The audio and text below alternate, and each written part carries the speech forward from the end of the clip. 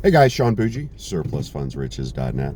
What I want to talk about today real quick is the myth that the majority of people that get into surplus funds are doing it to make 100, 250, 350, 500, whatever a year, right?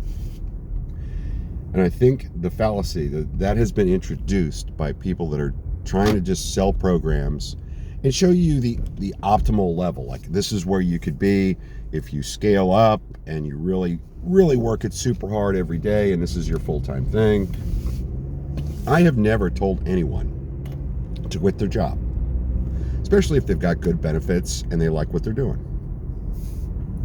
Most people don't get into, let's rephrase that.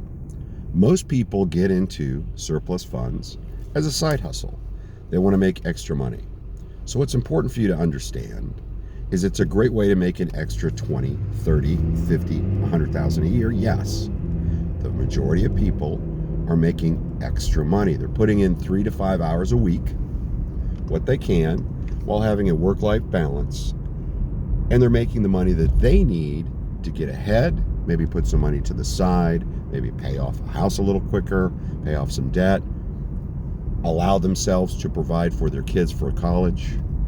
That's what the majority of people do with surplus funds. Now, can you scale this thing up into a monster? Yeah.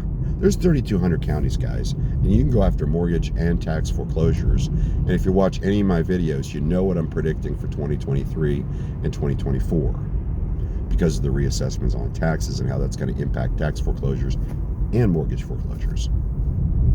But don't think that the only reason you should get into this business is if you want to be a full-time entrepreneur and this is all that you're doing. There was someone I used to watch carefully in Concord, North Carolina. His name was Mr. Troutman. And at first, I kind of made fun of him, I got to be honest, because he had Troutman Enterprises, and that was an insurance company, a home building company, and a used car company. And they were all in one building. And I was like, pick something to do already, right? Pick a career, man. Let me tell you the brilliance of what he did. So if it was a rough economy, everybody bought used cars.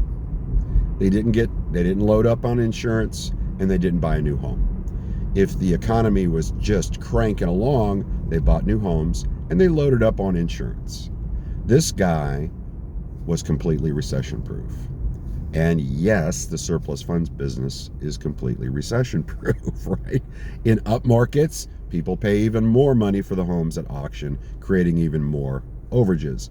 In down markets, in the tax arena, especially the tax foreclosure arena, you have properties they're definitely going to sell for more money than the taxes owed. So you still have, your average may slip a little bit, your average overage, but you still have a ton of overages over there because people get into trouble in rough economies, right? And that creates opportunity for you to help them at least start to recover their life by getting the overage. I hope this has helped. I hope this makes people understand that you don't have to be this huge entrepreneur. You don't have to be Tony Robbins, right?